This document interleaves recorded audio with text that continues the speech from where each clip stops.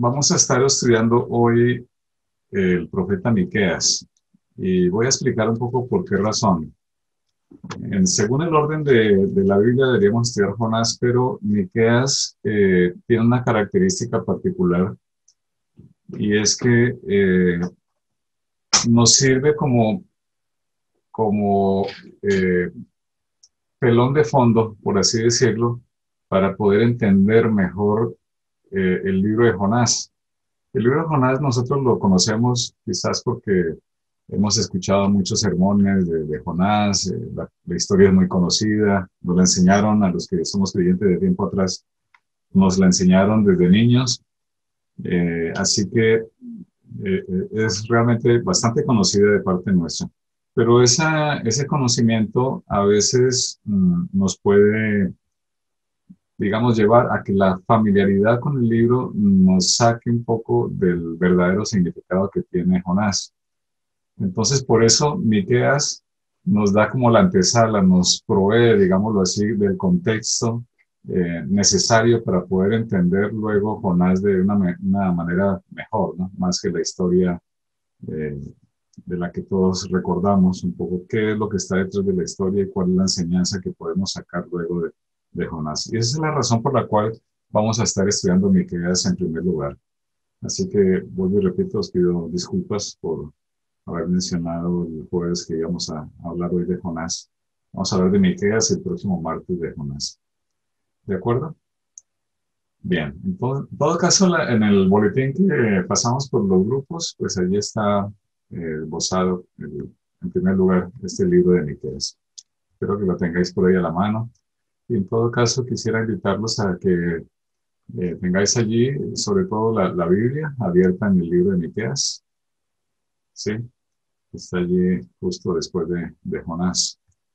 Miqueas es un libro más bien que conocemos poco, ¿verdad? Quizás lo que más recordamos de Miqueas es la alusión que hace el profeta al sitio donde iba a nacer el Señor Jesús.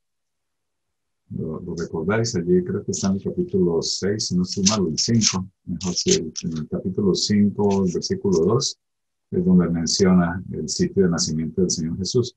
Y quizás ese detalle en particular es lo que nos lleva a reconocer Miqueas, pero poco más sabemos de Miqueas porque no se suele estudiar, no sé por qué, si es un libro interesante, ¿no? Bueno, entonces aquí un poco lo que quisiera señalar es eso, ¿no? Vamos a hacer un saltito de momento a Miqueas y ya luego retornaremos a Jonás. Bueno, nos ubicamos entonces aquí en la tabla aquella que solemos ver para situarnos, ¿no? En la historia de Israel. Miqueas más o menos vivió o mm, hizo su ministerio profético en ese periodo del año 740 al año 700 antes de Cristo. Es contemporáneo con Isaías, ¿sí? Y parte del tiempo también contemporáneo con Oseas. Eh, entonces, incluso hay algunos párrafos de Miqueas que se mencionan también en Isaías. Entonces, eso es importante también entenderlo porque finalmente el que dicta la profecía es el Señor y por lo tanto es natural encontrar que hay algunos apartes del texto de Miqueas que son similares también en Isaías. Ocurre su ministerio durante los reinados de Jotán, Acaz y Ezequías. Y esto lo leemos allí en el primer versículo del libro.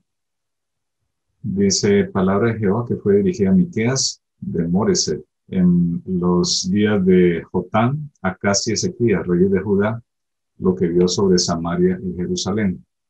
Pues aquí encontramos en primer lugar esa alusión a los profetas, a los reyes de Judá, a estos reyes que vivieron más o menos en esa época, entre el 750 y 686.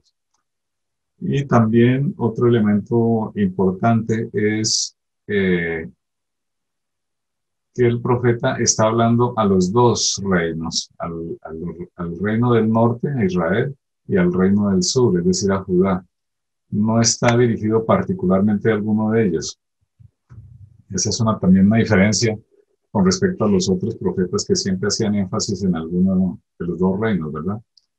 En este caso, Miqueas está hablando a los dos, y por eso al final de ese versículo 1 entendemos, ¿no?, lo que vio sobre Samaria y sobre Jerusalén, que eran las capitales del reino del norte y del reino del sur, de Judá y de Israel, ¿verdad? Bien, el libro contiene en esencia una especie de enigma, podríamos llamarlo así, un enigma teológico, en el sentido de que Israel es el pueblo de Dios. Y aquí cuando hablo de Israel me refiero a los dos reinos, tanto del norte como del sur. Es el pueblo de Dios, pero el profeta lo que habla, lo que predica en este libro, básicamente hace mucho énfasis en el juicio de Dios, en el abandono de Dios. Pareciera que Dios está abandonando o está incumpliendo el pacto que hizo con su pueblo. Y el mensaje de Miqueas es que ese juicio no ha sucedido porque Israel haya justamente hecho lo que debía hacer basados en el pacto con el Señor, sino todo lo contrario. Eh, Se ha desprendido completamente de las leyes de Dios y ha incumplido su parte del pacto. Sin embargo, a pesar de ese juicio tan severo del que habla Miqueas también, como en los otros profetas, hay una esperanza que se puede materializar en la medida en que el pueblo se arrepienta.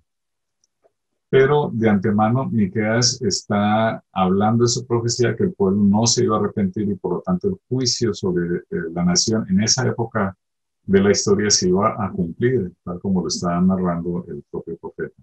Así que el mensaje tiene un sentido de urgencia para los pueblos de Israel y de Judá, pero tiene también un mensaje de tipo escatológico, es decir, un mensaje que nos habla a nosotros, a los últimos tiempos, y está hablando justamente de ese remanente que el Señor se ha guardado para así como pueblo escogido por Él y redimido por la obra de Cristo en la cruz del Calvario.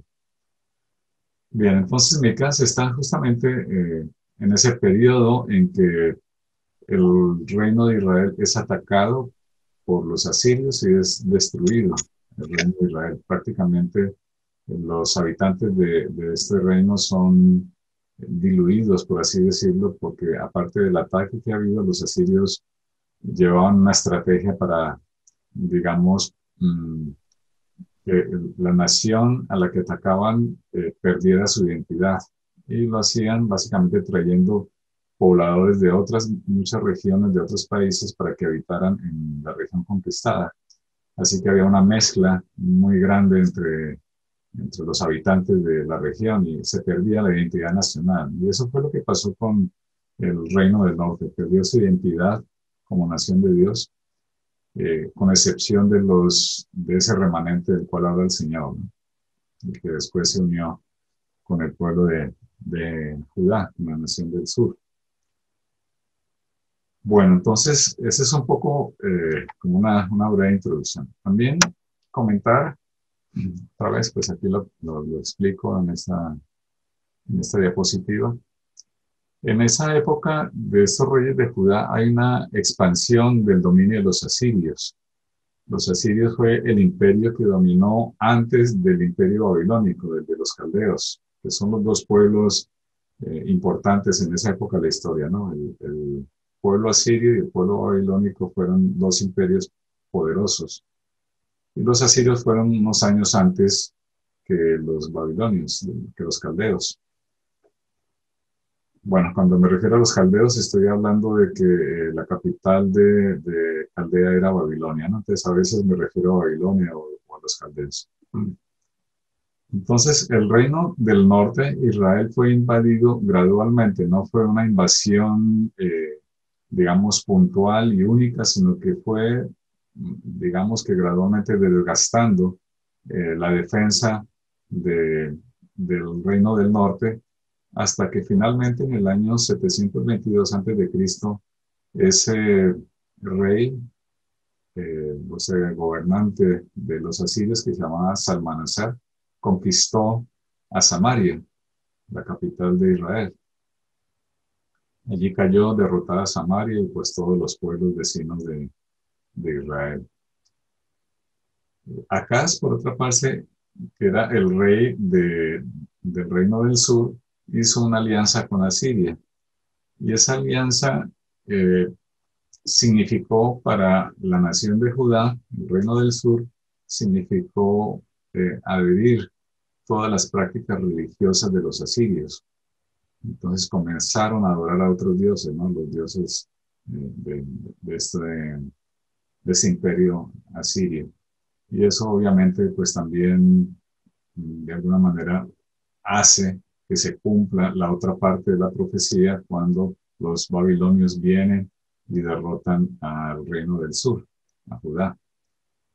Así que Ezequías se rebeló y parte de Judá, Ezequías que fue el otro rey, el último que aparece allí, se rebeló y parte de Judá fue tomada por Senecarib. Senecarib fue el sucesor de Salmanasar. Son dos reyes de los asirios. Y según el relato bíblico, este Senecarib llegó hasta la puerta de Jerusalén, pero no sabemos exactamente la razón. Bueno, evidentemente el Señor está detrás de esto, pero no la tomó, no tomó Jerusalén. Llegó hasta las puertas, también destruyó otras ciudades, pero a la propia Jerusalén no la destruyó. Esa parte quedó, esa ciudad quedó, digamos, reservada por el Señor para el castigo en manos de Nabucodonosor. Bueno, esto es parte entonces de la historia, ¿no? Un poco para irnos centrando en el momento en que Miqueas está haciendo la profecía. El estilo literario de Miqueas es interesante porque este libro tiene una característica muy particular y es que su estructura, tal como está ordenado, digamos, el libro, es muy cuidadosa. Pareciera que el escritor Miqueas de alguna manera tenía la capacidad de poder escribir de una manera estructurada, muy bien estructurada, y eso se nota en todo el texto, ¿no? Cómo está eh, presentando de manera poética, básicamente, porque básicamente son poesías enlazadas una tras otra. Eh, y es así porque él quería darle un toque importante de solemnidad al escrito, ¿no? La profecía de Malaquías es muy solemne y a la vez el hecho de ser poesía era un medio para facilitar la memorización, el recordar lo que el profeta estaba enseñando, ¿no? Bien, por ejemplo, si nosotros no lo vemos bien, ahí en el primer capítulo, los versículos 9 al 16, si ustedes abren la Biblia y en esos versículos, vamos a encontrar que el profeta se está refiriendo a varios pueblos, varias ciudades de Judá. Son ciudades que cuando nosotros lo leemos no nos dicen nada, ¿verdad? O sea, conocemos muy poco de aquellas ciudades, quizás de alguna de ellas no sabemos de Laquis, quizás sabemos algo, pero poco más, no sabemos mucho de esas ciudades. Sin embargo, en el original hebreo, eh, al ser escrito en forma poética, estas ciudades tenían un significado mucho más vivo para sus oyentes, para los que leían ese texto. Para ellos tenía un sentido interesante, ¿no? Ver cómo iba pasando de ciudad a ciudad y iba describiendo el castigo, ¿no? Que está allí en esos versículos de 9 y 16. Y además, al hacer el seguimiento de esas ciudades, se va viendo que coincide con la ruta que siguió este, este Salmanasar durante la conquista, ¿no? Salmanasar y Sennacherib. Así que está como trazando, a través, poéticamente, nombrando estas ciudades, está trazando la ruta que siguieron los conquistadores de esas tierras. Eh, Usa formas literarias variadas. Usa mucho, por ejemplo, el lamento. Si lo leemos allí, algunos versículos están allí apuntados. Por ejemplo, el versículo 8 del primer capítulo dice: por esto me lamentaré y gemiré, andaré descalzo y desnudo, aullando como los chacales, lamentándome como los avestruces. Es una vuelvo y repito, es una especie de poesía, un párrafo, una poesía, pero es una voz de lamento, ¿no? Una voz de lamento. Luego en el 7, que vamos ya al final del libro, que son 7 capítulos, dice, ay de mí, otra vez el lamento, ¿no? Ay de mí, porque estoy como cuando han recogido los frutos del verano, como cuando han rebuscado después de la vendimia y no queda racimo para comer, ni uno de esos frutos que tanto desea mi alma, ¿no? Es esa voz de lamento. Luego también hay discursos de contención, ¿no? De disputa. Por ejemplo, los versículos 6 al 11.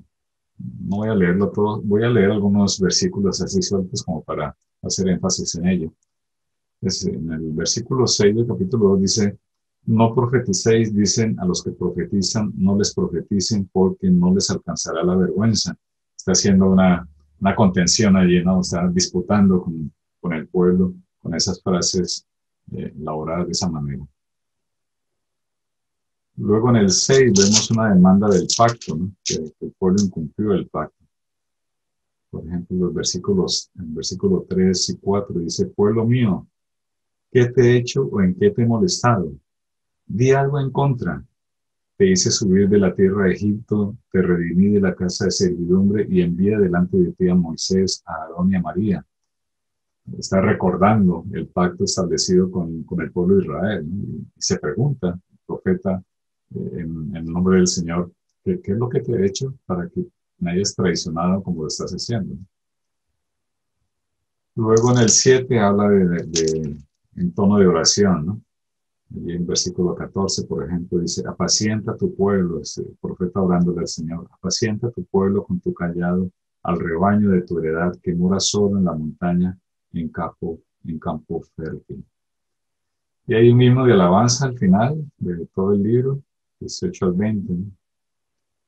Sí, es un cántico especial, ¿no? ¿Qué Dios hay como tú que perdona la maldad y olvida el pecado del remanente de su heredad? No retuvo para siempre su enojo porque se deleita en la misericordia. Así que vemos, ¿no? Cómo el profeta Miqueas elabora ese texto tan precioso utilizando muchos recursos literarios, ¿no?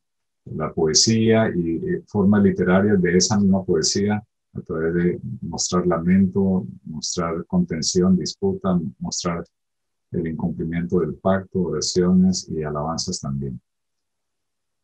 Y bueno, también hay discursos de juicio, ¿no? Que es el eje, digamos, de la profecía. Ahí pongo algunas citas. Por ejemplo, el 2 del 1 al 5 es un discurso de juicio. Luego el 3 del 1 al 4 también, el 3 del 1 al 12. Todos estos hablan claramente del juicio de Dios. Pero a la vez, como todos los profetas, aquí también se cumple esa misma estructura, ¿no?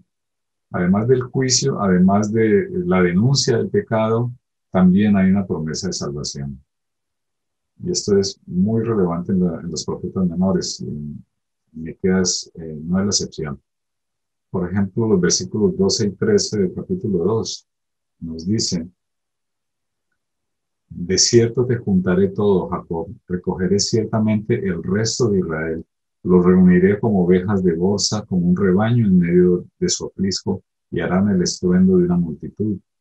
Hay una promesa de salvación allí. Luego en el 4, del 1 al 5 también, dice, acontecerá en los postreros tiempos que el monte de la casa de Jehová será colocado a la cabeza de los montes, más alto que los collados, y acudirán a él los pueblos. Vendrán muchas naciones y dirán, venid, subamos al monte de Jehová, a la casa del Dios de Jacob. Él nos enseñará en sus caminos y andaremos por sus veredas, porque de Sión saldrá la ley y de Jerusalén la palabra de Jehová.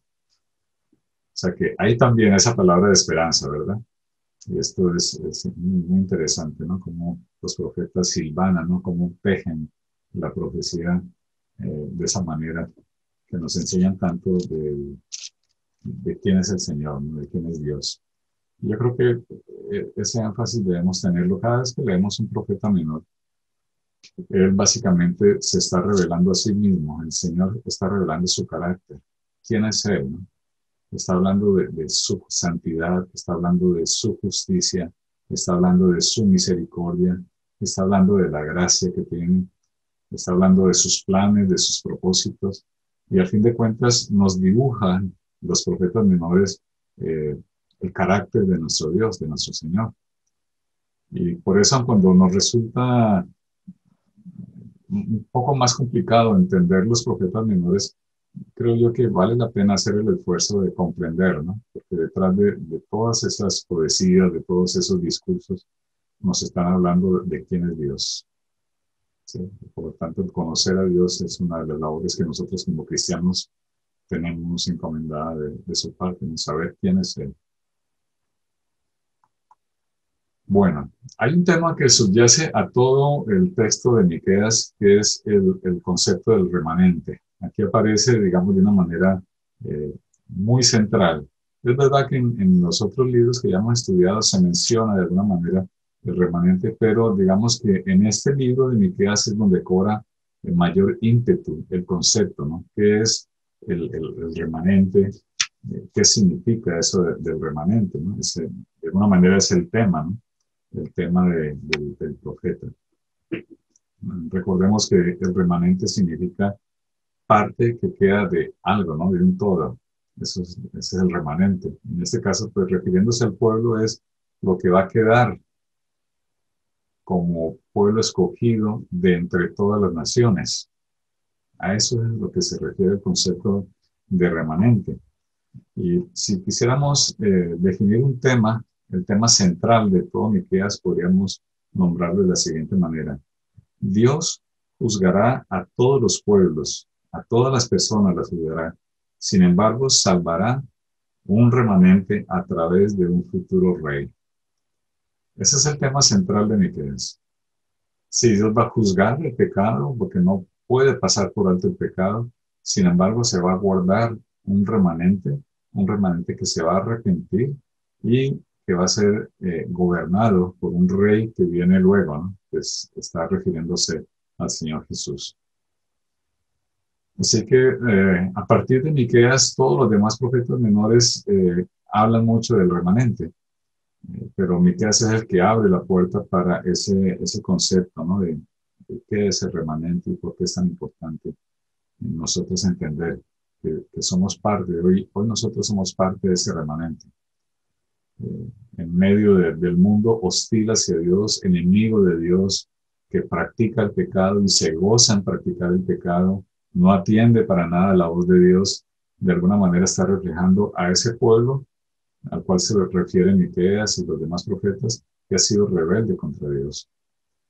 Pero el Señor se ha guardado ese remanente que hoy es la iglesia de Cristo. Somos nosotros, tú y yo, que hemos sido convencidos por la obra del Espíritu en nuestro corazón para venir en arrepentimiento a los pies del Salvador.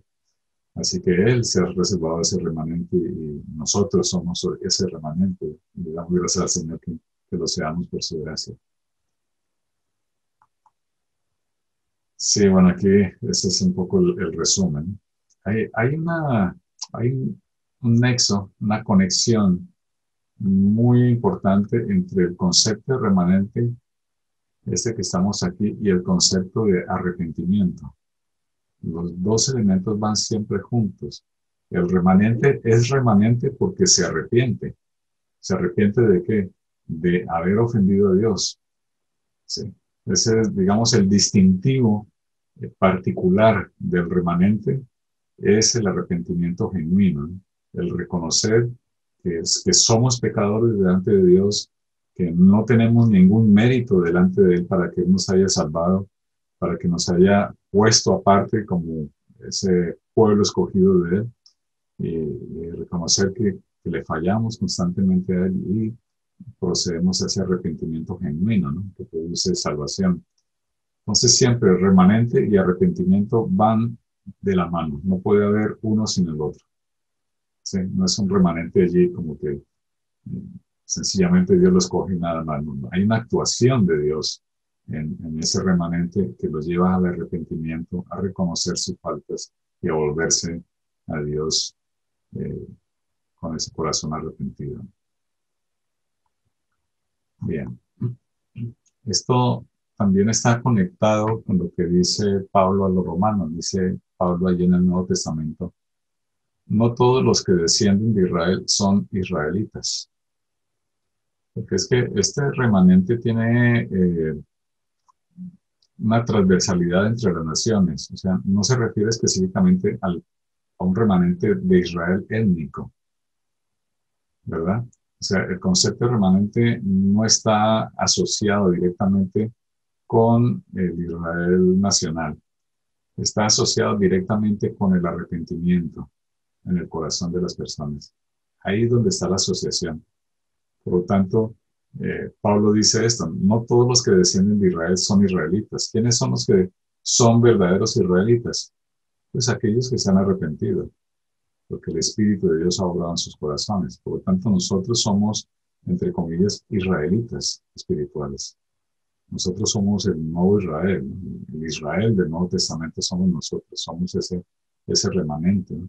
Es la iglesia del Señor.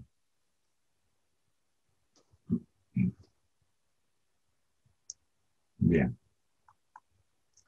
El bosquejo de Miqueas. Bueno, aquí estoy utilizando otro tipo de gráfica diferente a la que solía utilizar en los anteriores libros porque, a diferencia de los anteriores libros, aquí no se puede hablar de una secuencia natural del escrito, de un capítulo tras otro, sino más bien aquí podemos, digamos, entender que hay como unos ciclos que se repiten en el texto. Básicamente vamos a identificar tres ciclos en todo el libro de Miqueas. Y esta característica de la profecía de Miqueas es importantísima que la tengamos en cuenta porque hay muchos libros proféticos que tienen esa misma estructura, es decir, habla de ciclos. Parece que se repitieran algunos conceptos, pero con otro tipo de términos, con otro tipo de palabras. Pero está hablando básicamente de lo mismo, solamente que lo presenta de diferentes maneras. Esto es típico, por ejemplo, en el libro de Apocalipsis. Allí aparecen varios ciclos, no es una secuencia cronológica, sino más bien es cíclica, ¿no? Entonces, eso me pareció interesante subrayarlo y por eso el tipo de gráfica, ¿no? El primer ciclo, ¿cómo lo podemos identificar? Lo podemos identificar en los capítulos 1 y 2. Y vamos a ver los elementos de ese primer ciclo. En primer lugar, vemos un juicio sobre Samaria, que está en los versículos 2 al 7. No vamos a leerlo, solamente el 6 dice, haré pues de Samaria montones de ruinas. Entonces, se está refiriendo a Samaria. Está el juicio sobre Samaria. Pero luego, a partir del versículo 8, habla de Judá, ¿sí? En el versículo 9 en particular dice, porque su herida es dolorosa y llegó hasta Judá. Pues aquí es donde vemos que Miqueas está hablando tanto a los israelitas, al reino del norte, como al pueblo de Judá, ¿no? Al reino del sur. Está tocando a los dos reinos. Y aquí vemos el juicio en primer lugar, ¿no? Juicio sobre Samaria y juicio sobre Judá. Y luego está la razón del juicio, ¿no? Y habla de la codicia, ¿no? Y eso está especificado en los versículos 1 al 5 del capítulo 2. Voy a leer solamente el versículo 1, ¿vale? El 1 y el 2, porque ahí es donde está la sentencia, ¿no? ¿Cuál es la razón por la cual Dios está mandando un juicio contra Samaria y contra Judá? La razón la explica aquí, una de las razones. Dice, hay de los que en sus camas piensan iniquidad y maquinan el mal, y cuando llega la mañana lo ejecutan, porque tienen en sus manos el poder. ¿Les suena de algo este versículo, hermanos? Bueno, casi que está retratando, ¿no?, lo que sucede hoy mismo en nuestras naciones. En cualquier país, no hace falta mirar alguno en particular. El que miren, eso está pasando. Allí están tejiendo por la noche, viendo las ideas de cómo hacen para poder aprovecharse más de los pobres, ¿no? Y dice que llega la mañana y lo ponen, lo ejecutan, ¿no? Porque tienen en sus manos el poder. Luego dice, codician campos y los roban, casas y las toman, oprimen al hombre y a su familia, al hombre y a su heredad. Bueno, y allí viene toda esa acusación, ¿no? En ese capítulo 2, ¿no? Es fuerte. porque habla de esa sentencia contra la codicia, ¿no? Contra ese deseo de riqueza que caracteriza a los impíos, ¿no? Es unas ganas de tener dinero a costa de lo que haga falta, ¿no? Pero también hay un juicio contra los falsos profetas. O sea, está hablando, evidentemente, contra los codiciosos, o sea, los que apuntan y tienen sus ojos puestos en lo material, pero también está señalando de una manera muy directa a los falsos profetas. Allí lo marcan, por ejemplo, los versículos 6 al 11.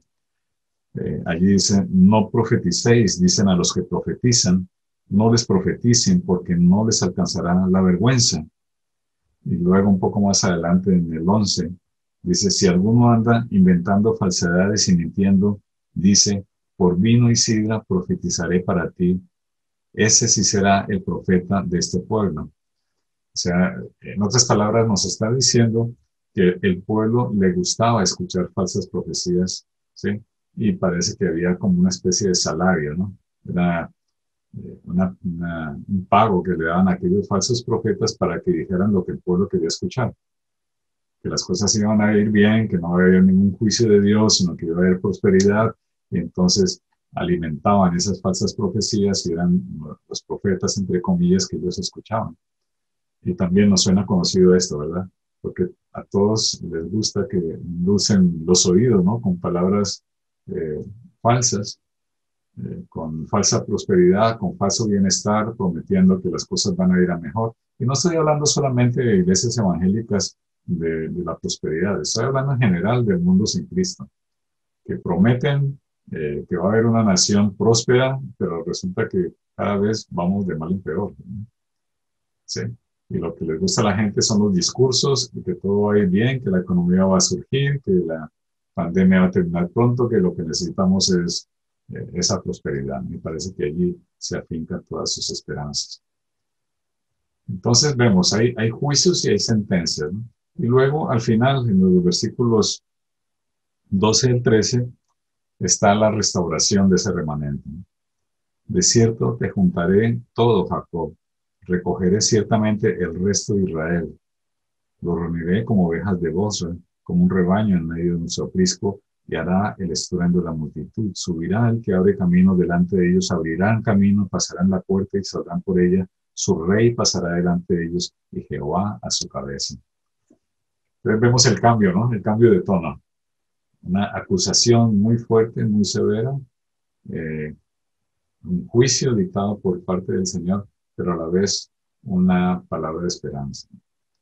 Entonces, ahí tenemos un primer ciclo, capítulos 1 y 2. Luego tenemos un segundo ciclo, ¿sí? Capítulos 3 al 5.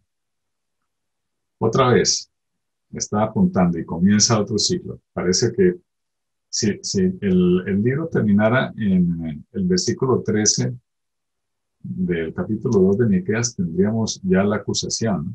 Pero aquí comienza otro ciclo, en el capítulo 3. Pero básicamente el ciclo se repite. Otra vez está la denuncia contra los malos gobernantes. Aquí aparece, por ejemplo, versículo 1, oíd ahora, príncipes de Jacob y jefes de la casa de Israel, no concierne a vosotros saber lo que es justo, pero vosotros aborrecéis lo bueno y amáis lo malo. Otra vez está el dedo del Señor apuntando al corazón perverso de los gobernantes, ¿no? De los príncipes. Y otra vez también en los versículos 5 al 8 habla contra los falsos profetas. Vamos a leerlo para que no tardemos demasiado. Pero está hablando justamente de los falsos profetas. O sea, está otra vez el mismo ciclo, pero repetido, con otros términos, con otras palabras, con otras acusaciones que se suman al anterior ciclo. Sión, por lo tanto, será arrasada, pero a la vez Sión será restaurada. Entonces, en el capítulo 3, del 9 al 12, está la sentencia sobre Judá. Dice, oíd ahora estos jefes de la casa de Jacob y capitanes de la casa de Israel, que abomináis el juicio y pervertís todo el derecho, que edificáis a Sión con sangre y a Jerusalén con injusticia. Y ahí viene toda la declaración del juicio del Señor. Pero luego viene el mensaje de restauración, los versículos 1 al 13 del capítulo 4, ¿no? Y aquí viene una profecía que es preciosa, ¿no? Que coincide con Isaías. En el capítulo 2 dice: acontecerá en los postreros tiempos, dice el Señor, que el monte de la casa de Jehová será colocado a la cabeza de los montes, más alto que los collados, y acudirán a él los pueblos. Y está hablando justamente de los tiempos finales, ¿no? Vendrán muchas naciones y dirán: venid, subamos al monte de Jehová, a la casa del Dios de Jacob. Él nos enseñará los caminos y andaremos por sus veredas, porque de Sión saldrá de Jerusalén la palabra de Jehová. Él juzgará a muchos pueblos, y sigue allí todo el discurso de Miqueas hablando de la restauración. Y luego entra al capítulo 5. Yo creo que ese capítulo 5 es de los más preciosos que hay en el libro de Miqueas, porque nos habla de nuestro Redentor, nos habla de Cristo, nos habla del Señor, nos habla del vínculo entre el Mesías y el pueblo remanente. Y es precioso, ¿no? Allí, ¿no? Aparece el texto que les comenté al principio, en el versículo 2: pero tú, Belén Efrata, tan pequeña entre las familias de Judá, de ti ha de salir el que será Señor en Israel. Sus orígenes se remontan al inicio de los tiempos. Está hablando de Cristo, ¿verdad? No está hablando de nadie más sino del Señor, a los días de la eternidad. Y sigue hablando, ¿no? De ese Mesías y cómo restaurar. Es un capítulo precioso, este capítulo 5. Vale la pena que lo empiezan a leer luego, ¿no? El remanente sigue hablando ahí en los versículos 7 al 9. Sí, el remanente de Jacob dice: será en medio de muchos pueblos como el rocío de Jehová, como lluvias que caen sobre la hierba, las cuales no esperan al hombre, ni aguardan para nada los hijos de los hombres. Ese remanente de Jacob al cual se refiere este capítulo 5 es la iglesia del Señor. Eres tú parte de ese remanente. O sea que es interesantísimo, ¿no? Que nosotros estemos allí. Estamos en medio de los pueblos y somos como el agua, ¿no? Como ese rocío que necesita esta tierra sedienta de agua, ¿no? De agua de vida. Y el Señor nos ha llamado justamente a hablar y a anunciar el Evangelio como si fuese ese agua de bendición, ¿no? Que es el Señor. Bien. Y luego los versículos 10 al 15 habla del juicio otra vez. El Señor juzgará. Pero siempre hay una conexión, ¿no? Entre el juicio, la acusación, la sentencia y la misericordia. Siempre aparecen esos tres elementos en cada uno de los ciclos, ¿no? ¿Sí? El juicio por X o Y pecado de maldad, luego la promesa de restauración, la sentencia del Señor. Ese es el segundo ciclo. Y el tercer ciclo aparecen los capítulos 6 al 7. Otra vez está la acusación, vuelve y aparece, ¿no? Un tercer ciclo, como si volviera a comenzar otra vez, me queda la profecía, vuelve a comenzar allí en los versículos 1 al 8 del capítulo 6. Oíd ahora lo que dice Jehová: levántate, pelea contra los montes, y oigan los collados tu voz. Oí, montes, fuertes cimientos de la tierra, el pleito de Jehová. Jehová está pleiteando, ¿no? Está contendiendo contra el pueblo por haberse apartado de sus caminos. Y allí viene, ¿no? Esa pregunta que se hace el Señor: pueblo mío, ¿qué te he hecho? ¿Qué te he hecho? Dice el Señor. ¿En qué te he molestado? Di algo en mi contra. Di algo contra mí, ¿no? Es una pregunta retórica de parte del Señor, como sacudiéndolos, como tomándolos por la solapa y arrinconándolos allí contra la pared y preguntándoles: pero dígame en algo, ¿por qué razón os habéis apartado de mí, de mi juicio, de mis leyes? ¿Es que he hecho algo malo? Evidentemente el Señor no ha hecho nada malo, todo lo contrario, ¿no? Y allí viene luego en los siguientes versículos recordando al Señor cómo cumplió su pacto, cómo los sacó de la tierra, ¿no? De la tierra de esclavitud. Luego viene el cumplimiento de las maldiciones del pacto, que aparecen en los versículos 9 al 16. Dice: prestad atención al castigo y a quien lo establece. Hay aún en casa del impío tesoro de impiedad, y medidas casa que sea detestable. Daré por inocente al que tiene balanza falsa y bolsa de pesas engañosas. Y allí viene, ¿no?, esa acusación contra la falsedad, contra el engaño, aún en la parte comercial, ¿no?, la parte social. Y viene ese lamento por la corrupción en los primeros versículos del 7. Ay de mí, porque estoy como cuando han recogido los frutos de verano. Como que no ha quedado nada. Después de haber sacado todo lo que servía, no quedó nada. Y al final, pues lo que comenté hace un rato, ¿no?, el himno de victoria que comienza allí en el versículo 8 del capítulo 7. Ese himno de victoria que nos habla de la libertad que nos trae el Señor, que nos habla de la compasión, de la paciencia que ha tenido nuestro Señor, y luego del perdón que trae nuestro Redentor. Así que este capítulo 8, sobre todo, del versículo 8 en adelante, es esa promesa, ¿no?, de redención. Entonces, vale la pena tener ese esquema, ¿no?, del bosquejo del libro de Miqueas, porque es interesante ver cómo se repiten los ciclos y cómo el Señor nos habla en todo el libro de cada uno de esos mismos elementos, ¿no?, el juicio, la sentencia y la restauración o misericordia. No vamos a estudiar cada uno de ellos porque no terminaríamos hoy, pero sí quisiera resaltar varios puntos del contenido propiamente del libro, ¿no? En primer lugar, señalar lo siguiente, y ahí está, he puesto esta gráfica, ¿no?, como el dedo acusador del Señor, ¿no? Dios quiere que los agravios sean reprendidos. O sea, que el pecado salga a la luz, ¿no?, que no quede escondido, porque esa es parte del proceso de arrepentimiento, es justamente sacar a la luz nuestro pecado delante del Señor. Decir, Señor, sí hemos pecado contra ti. Vuelvo y repito, el tema del mensaje de Miqueas es ese remanente que se arrepiente, ¿verdad? Como lo señalamos al principio. Por lo tanto, aquí es importante ese primer punto, ¿no? Dios quiere que los agravios sean reprendidos. Y entonces hay una constante, ¿no? Hay una serie de pecados sociales de tipo social y de tipo económico, y hay pecados de tipo religioso. He puesto algunos de ellos. Por ejemplo, pecados sociales y económicos se repiten en cada uno de los ciclos de los que hablé hace un rato. Codicia y robo, por ejemplo, lo dice en el versículo, en el 2:2. Codician campos y los roban, casas y las toman, oprimen al hombre y a su familia, al hombre y a su heredad. Y está acusando, ¿no?, contra la codicia y el robo. Luego el 6, 11 y 12 está hablando contra el fraude, ¿no? Daré por inocente al que tiene balanza falsa y bolsa de pesas engañosas. Sus ricos se colmaron de rapiñas, sus moradores hablaron mentira y tienen en su boca una lengua engañosa.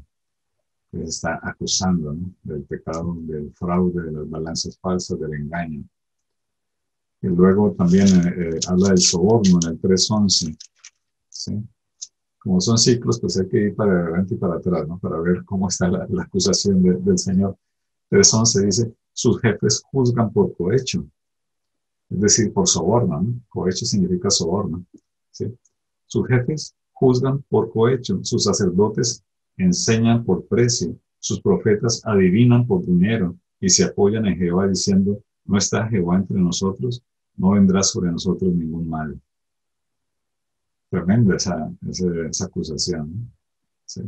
Porque está directamente hablando contra los jefes que pervierten el derecho por recibir sobornos, pagos por lo que van a dictar. Los sacerdotes que dice que enseñan por precio, también. Y los profetas que adivinan por dinero, ¿no? Así que es fuerte la acusación allí en esta parte del 3:11. Y luego en el 3:10 también hablan de los que edifican nación con sangre y a Jerusalén con injusticia, ¿no? Está hablando de la violencia, del derramamiento de sangre. O sea, vuelvo y repito lo que dije hace un rato, hermanos, estas acusaciones que están aquí planteadas en el libro de Miqueas son muy actuales, ¿verdad?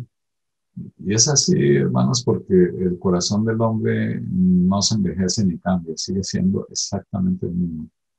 Es el mismo corazón pecador que se refleja de las mismas maneras.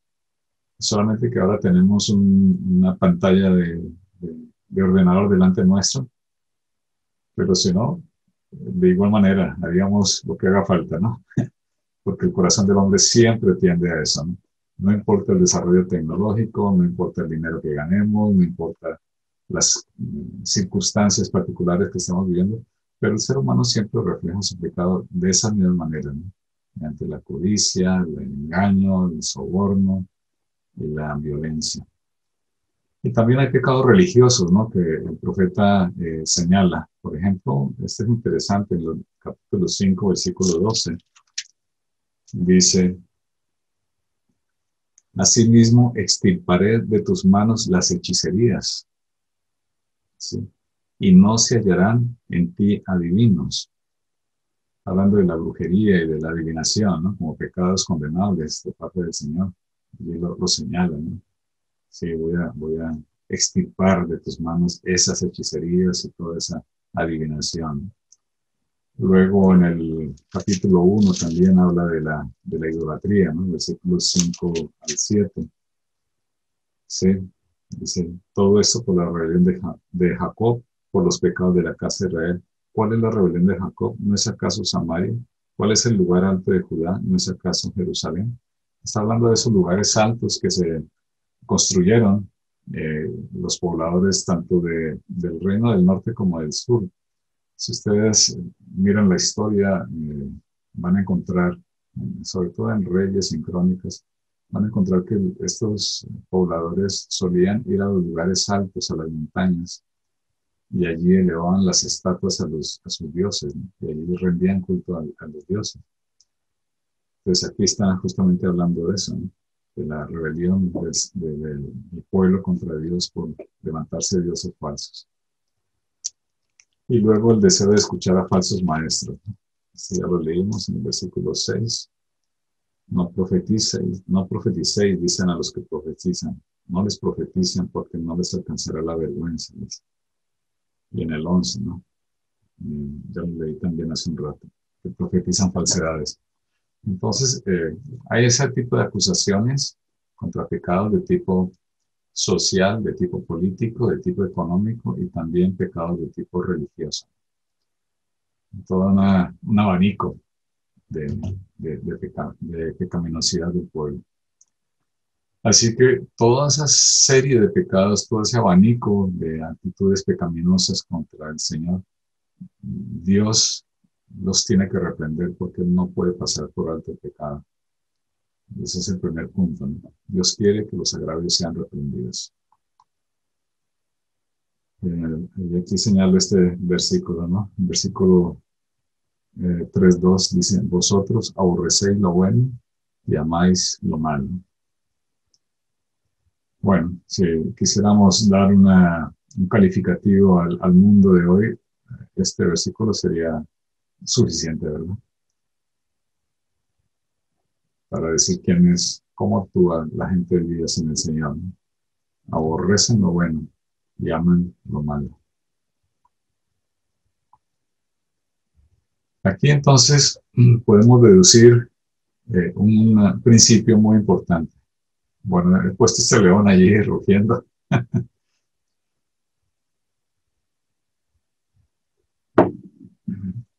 Dice, no recuerdo el capítulo, pero dice lo siguiente. Se me olvidó poner el capítulo. Porque de aquí Jehová sale de su lugar y descenderá y hollará las alturas de la tierra. Y se derretirán los montes debajo de él y los valles se hendirán como la cera delante del fuego, como las aguas que corren por un precipicio. Todo esto por la rebelión de Jacob, por los pecados de la casa de Israel. ¿Cuál es la rebelión de Jacob? No es Samaria, bueno, es el capítulo 1. ¿Y cuáles son los lugares altos de Judá? No es Jerusalén. Haré pues de Samaria montones de ruinas y tierra para plantar viñas y derramaré sus piedras por el valle y descubriré sus cimientos. Y pues detrás de estos tres ciclos de los que hemos estado hablando, hay un principio importante, hermanos, y es que la ira de Dios es real. Cuando alguien nos dice que el infierno no existe, que ya con los males que llevamos en este mundo es suficiente, que qué más males que los que vivimos aquí. Para este tipo de personas, lo más cerquita del cielo es eso que están viviendo aquí. Porque el infierno es el lugar de castigo eterno, existe realmente, porque la ira de Dios es real. ¿Sí? La ira de Dios es auténtica, no es real. Su juicio es poderoso, eh, también es personal, no es contra aquellos que hacen el pecado. ¿Por qué razón? Porque Dios es santo. Detrás de los juicios del Señor en esta profecía nos está hablando de que Dios es santo y no puede tocar. Perdón, que se fue por aquí.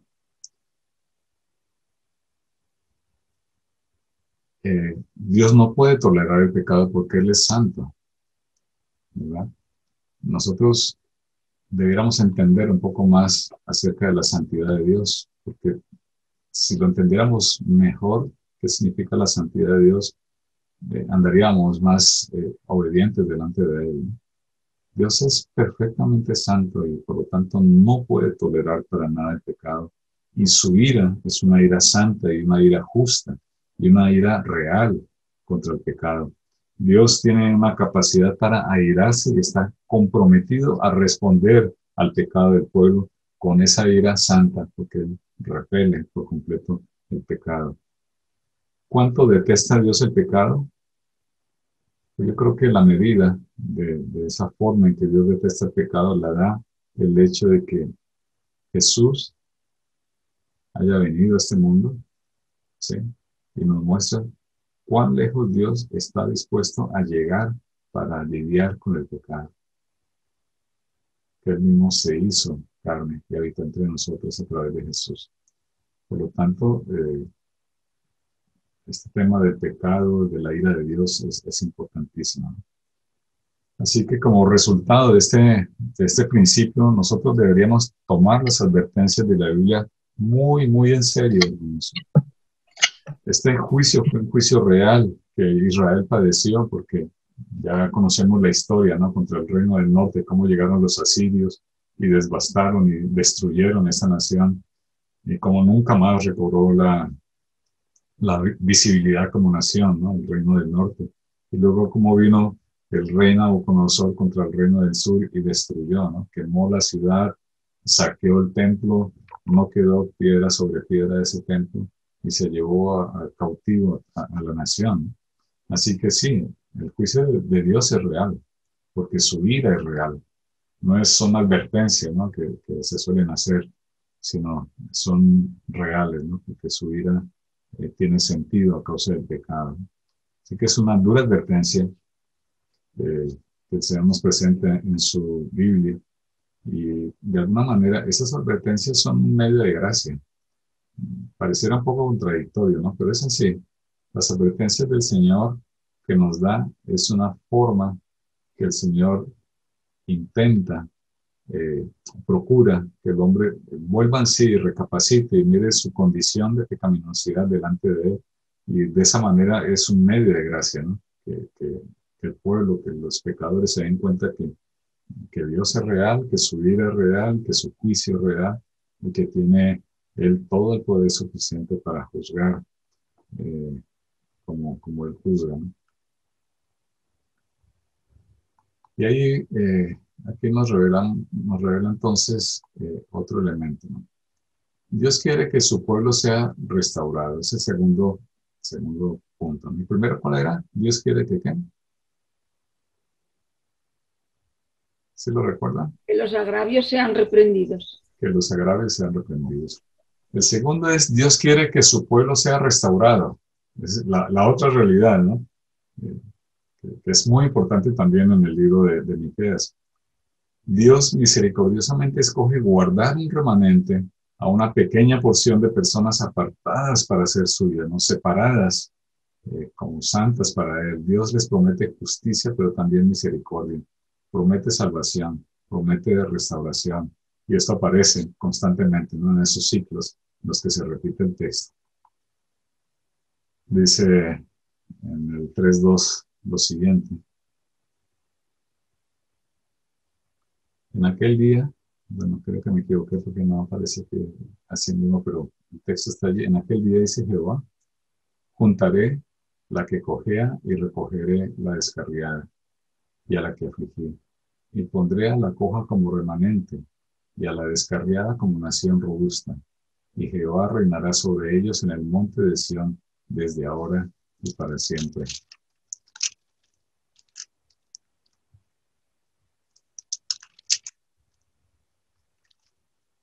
Bueno, ese es nos muestra entonces el otro elemento del carácter de Dios, ¿no? El primero era la denuncia del pecado y que Dios no pasa por alto el pecado. Y ahora el segundo es que Dios está dispuesto a restaurar un pueblo remanente, ¿no? Y está esa promesa, ¿no? De aquel día que el Señor juntará a la que cojea, a la descarriada, a la que afligió, las pondrá como ese remanente, y la hará como una nación robusta, la iglesia del Señor. Y Jehová reinará en medio de ellos. Es que tenemos esa promesa preciosa, ¿no? Que también nos muestra aquí en ese texto. Bien, de aquí se desprende otro principio. Bueno, ya no tenemos el león rugiente, ¿verdad? Allí mostrándonos los colmillos para devorar. No, ahora encontré esta imagen por allí por internet, pero nos muestra un poco la otra parte, ¿no? La otra cara del Señor, su cara misericordiosa. Pero Dios, es el otro principio, promete una salvación aún más profunda, una salvación final y duradera en ese pasaje central de Miqueas, que es el capítulo 5, del cual ya comenté y leímos algunos versículos, pero me gustaría leer este otro, ¿no? Dios promete un Señor en Israel que vendrá de Belén y dice, y Él estará y apacentará con poder de Jehová, con grandeza del nombre de Jehová su Dios, y morarán seguros, porque ahora será engrandecido hasta los fines de la tierra, y este será nuestra paz. ¿Quién es este? Cristo, ¿no? Cristo será nuestra paz. Ese es el Rey. Nada más y nada menos que el mismísimo Dios que se hizo hombre, Jesús, el Cristo. Así que está ese otro principio tremendo, hermanos. Dios tendrá misericordia de que Él tenga misericordia. Y el hecho de que el Señor haya tenido misericordia de ti y de mí es, hermanos, una razón extraordinaria para venir delante de Él con un corazón gozoso, ¿no? Y agradecido que Él nos haya escogido, nos haya tenido misericordia y nos haya sumado a ese pueblo del cual hablaba aquel versículo que leímos en la anterior diapositiva. Así que tenemos ese segundo principio. Él tendrá misericordia. Y la tercera, el tercer elemento, Dios quiere ser conocido. Por eso se nos ha revelado. Por eso existe la palabra de Dios, porque Él quiere que le conozcamos. Dios quiere, en primer lugar, que su carácter sea conocido a través del reconocimiento de su soberanía, de que Él es Dios, de que Él manda, de que nada se le escapa de su control, porque Él tiene en sus manos todo el poder suficiente para hacer lo que a Él le plazca y nadie puede decirle, ¿y tú qué haces? No, Él tiene la soberanía absoluta y ninguno tiene ningún derecho a reprocharle ninguna de sus acciones. Entonces, reconocer en primer lugar su soberanía. Aquí lo dice, ¿no? Acontecerá en los postreros tiempos que del monte de la casa de Jehová será establecido por cabecera de montes y más alto que los collados, y correrán a él los pueblos. Vendrán muchas naciones y dirán, venid y subamos al monte de Jehová y a la casa del Dios de Jacob, y nos enseñará en sus caminos, y andaremos por sus veredas, porque de Sión saldrá la ley, y de Jerusalén la palabra de Jehová. Amén. Bien, entonces Dios quiere ser conocido por su soberanía, porque le reconozcamos como Rey, como Señor. En segundo lugar, Dios quiere ser conocido, ¿sí? Porque Él quiere que su carácter sea conocido a través del recuerdo de su justicia. Y este es un elemento también muy interesante, porque nosotros sepamos que Él es justo. De aquí acudimos a este pasaje allí en el capítulo 6, cuando el Señor les está preguntando al pueblo, ¿y yo qué te he hecho? ¿No? Y más bien trae a la memoria todo el bien, toda la misericordia que Él tuvo a través de los siglos, cómo los separó de Egipto y los trajo a una tierra prometida, ¿no? Porque yo te hice subir de la tierra de Egipto y de la casa de servidumbre te redimí y envié delante de ti a Moisés, a Aarón y a María. Pueblo mío, acuérdate ahora. ¿Qué aconsejó Balac, rey de Moab? ¿Y qué le respondió Balaán, hijo de Beor, desde Sitín hasta Gilgal, para que conozcas las justicias de Jehová? Sí, el Señor quiere que le conozcamos como un Dios justo. Por eso nos ha dejado todos estos libros que estamos leyendo, ¿no? Él quiere que sepamos que Él es justo en todo el sentido de la palabra. Hay una larga historia de Dios redimiendo a su pueblo y podemos glorificar a Dios y mostrar su carácter contando la historia de Dios, ¿no? Esta es una de las formas en que Dios se da a conocer, contando su historia a través de todos estos textos bíblicos. Y en tercer lugar, Dios quiere ser conocido, Dios quiere que su carácter sea conocido a través de la demostración de su misericordia. El tercer punto, ¿no? Y aquí está este pasaje que también leímos en capítulo 7, ¿no? ¿Qué Dios como tú, que perdona la maldad y olvida el pecado del remanente de su heredad? No retuvo para siempre su enojo, porque se deleita en misericordia. Wow, esa frase es de aquella frase que debemos enmarcarla, ¿no? Si pudiésemos tener allí en la puerta de la entrada de nuestra casa, ¿no? Dios se deleita en misericordia. Nuevas son cada mañana, dice el salmista, ¿no? Él volverá a tener misericordia de nosotros, sepultará nuestras iniquidades y echará en lo profundo del mar todos nuestros pecados. Qué precioso pasaje este del capítulo 7. Así es nuestro Señor. Volverá a tener misericordia de su pueblo. Entonces, hermanos, en suma de estas tres formas que el Señor quiere que nosotros le conozcamos, que conozcamos su soberanía, que conozcamos su justicia y que conozcamos también su misericordia. Son tres elementos clave del Evangelio, ¿no? Dice Miqueas, allí en 6:8, ¿no? ¿Con qué me presentaré? Con esto vamos cerrando el estudio. ¿Con qué me presentaré ante Jehová y adoraré al Dios Altísimo? ¿Me presentaré ante Él con holocaustos, con becerros de un año? ¿Se agradará a Jehová de millares de carneros o de 10,000 arroyos de aceite? ¿Daré mi primogénito por mi rebelión, el fruto de mis entrañas por el pecado de mi alma? Oh, hombre, Él te ha declarado lo que es bueno. ¿Y qué pide Jehová de ti? Solamente hacer justicia, amar misericordia y humillarte ante tu Dios. Esas son las cosas que el Señor demanda. Él no demanda de nosotros obras maravillosas, ¿no? Que destaquemos en el mundo por ser X o Y. No, Él lo que quiere es que nosotros seamos justos, que amemos al Señor y que nos humillemos delante de Dios. Eso es lo que pide.